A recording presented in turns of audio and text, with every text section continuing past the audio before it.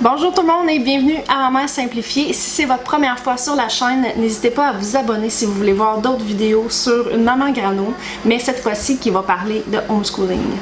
Donc que vous appeliez ça le homeschooling, l'éducation à domicile, l'instruction en famille, l'école à la maison, appelez ça comme vous voulez.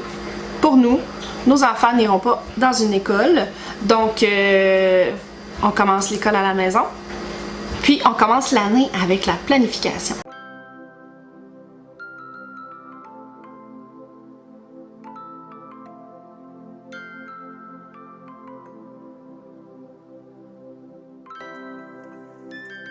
Donc, il y a beaucoup de modes de pensée pour ce qui est de l'école à la maison. Il y en a beaucoup qui vont aller vers le mode homeschooling sans horaire et tout ça.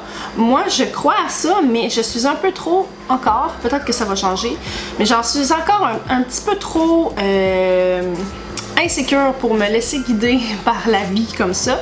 J'ai besoin d'un minimum de structure, j'ai besoin d'un minimum de cahiers. J'ai pas l'intention de m'asseoir toute la journée avec mes enfants pour faire des cahiers, mais j'ai besoin pour me rassurer du moins qu'il y ait un petit peu de structure qui soit faite. Donc pour faire ça, je me cherchais un calendrier, puis j'ai pas trouvé ce que je voulais. Mes critères étaient que je voulais que ça soit assez gros pour qu'on puisse le voir, que ce soit visuellement agréable. Je voulais qu'on puisse avoir des périodes, qu'on aille les journées, mais aussi les heures pour que je puisse me faire des périodes, que je puisse bouger ici et là.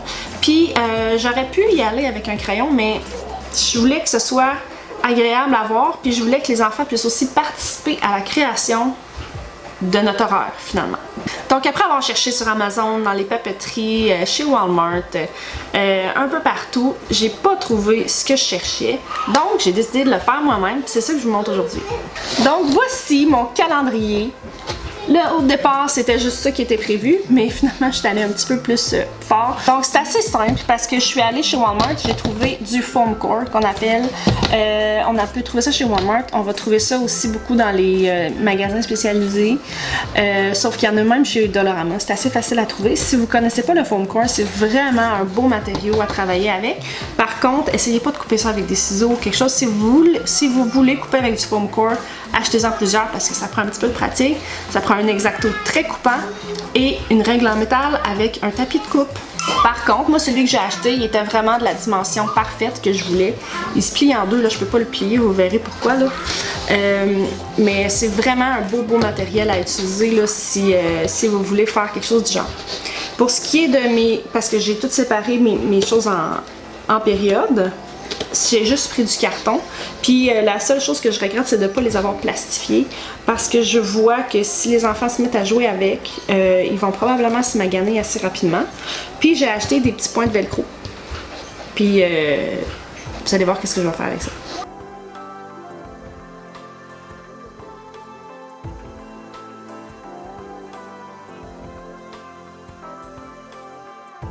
Donc pour la maternelle / première année, j'ai décidé que je voulais une base dans mon horaire qui allait être un certain nombre de périodes. Vous allez voir, je vais vous les énumérer. Donc celle au minimum que je voulais avoir dans ma semaine, je voulais une activité spéciale, une période de travail, ça je vous expliquerai dans une autre vidéo qu'est-ce que j'entends par travail, 3 périodes de lecture, une période de jeu de société, une de discussion, une boîte d'activité et 4 de cahiers. Là, notez bien là, que c'est pas tout. J'ai pas besoin de me mettre dans un horaire une période de lecture pour lire avec mes enfants, ni une période de discussion pour discuter avec eux. C'est juste que je veux que cette période-là soit consacrée uniquement à la discussion. On va s'asseoir, j'ai des livres de philosophie, puis on va discuter de ça ensemble. Puis quand j'entends une période, on parle d'une période d'à peu près 30 minutes. J'ai pas l'intention de mettre mon cadran puis de timer ça. C'est pour ça que c'est important pour moi que ça soit bougeable, parce que si on commence une période de lecture à 9h jusqu'à 9h30, puis qu'après cette période-là, ben, j'ai mis que j'allais faire des cahiers, si les enfants restent passionnés pendant 1 heure puis qu'on lit pendant 1 heure, j'arrêterai pas la lecture à ce moment-là, je vais bouger ma période de cahier à plus tard dans la semaine, tout simplement. Donc ça, c'est le minimum que j'ai décidé. Puis il y a aussi des activités qui sont bookées dans le temps. Par exemple, on a 2 activités à la maison de la famille qui durent 3 heures chaque environ. On a Viviane et Liam ont chacun leur période de danse. Viviane a de la gymnastique. Puis ils ont chacun aussi une activité de 3 heures le vendredi. Donc ça, c'est des choses que j'ai fait spécifiquement le carton pour ça, puis ils bougeront pas de là. Pour ce qui est du reste, je me suis fait d'autres périodes que eux, ben je vais les mettre si ça donne. Ça va dépendre de la température, ça va dépendre de ce qu'on a prévu cette semaine-là, blablabla. Parce que par exemple, activité spéciale, ça peut être la fête d'un ami la fin de semaine, ou ça peut aussi être une visite d'un musée avec le groupe de soutien, ça peut être un pique-nique avec le groupe de soutien parce que cette année, on va s'impliquer davantage dans notre groupe de soutien. J'ai aussi une période de casse-tête que je peux mettre, que je vais mettre probablement, la bibliothèque, le centre d'amusement, puis j'ai aussi, je m'en suis fait plusieurs, là, déjà toutes faites avec le velcro pour pouvoir juste ajouter si jamais il y a quelque chose que je me réalise dans notre horaire qui revient, que je puisse ajouter, parce que si j'attends, si je m'y fais pas d'avance, si je me dis que je vais les faire, blablabla, j'aurai plus de velcro ou j'aurai pas le temps de découper, fait que j'ai déjà des petits morceaux qui sont déjà découpés pour pouvoir ajouter à ma guise les périodes que je veux. Ensuite, sur chacune de mes petits cahiers de périodes, j'ai fait un petit dessin assez simple, puis je les ai montrés aux enfants au fur et à mesure. Ben, c'est assez simple, c'est pour qu'ils puissent savoir qu'est-ce qui se passe. Viviane va commencer, excusez mon focus,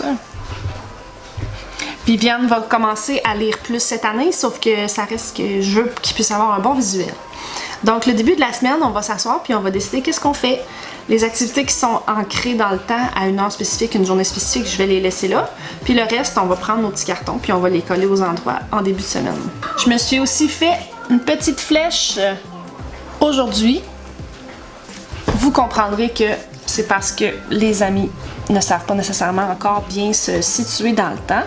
Donc, je mets ma petite flèche, puis là, ça va aussi être un excellent visuel pour visualiser la semaine, elle ressemble à quoi, parce que mes enfants ont toujours tendance à me demander qu'est-ce qu'on fait demain, est-ce qu'on peut dormir chez mamou puis papou, etc. Donc j'ai assuré mon samedi-dimanche pour pouvoir qu'ils se situent de quand est-ce que la fin de semaine est, avec notre flèche d'aujourd'hui et les jours de la semaine décrits. Donc c'est assez simple, à partir du moment que ça a été fait. Ça a été le plus gros de l'organisation, mais je me suis fait du fun à les découper, les décorer et mettre les velcro derrière pour pouvoir les bouger. Donc, on a notre semaine qui va être facilement planifiable à l'avance et ajustable aussi si jamais on finit à ne pas faire exactement ce qu'on a fait.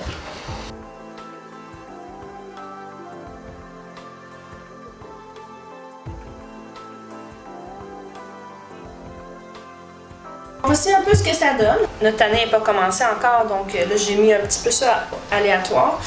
Dans ma section objectifs, j'ai écrit au minimum qu'est-ce que je veux qu'il soit placé pour être sûre et certaine que j'oublie rien. Donc quand que ma semaine va terminer, je vais tout enlever sauf ce qui est spécifique à une heure ou une journée. Ensuite de ça, on va s'assurer de placer tout ça. Puis ce qui reste, on va les placer à notre guise.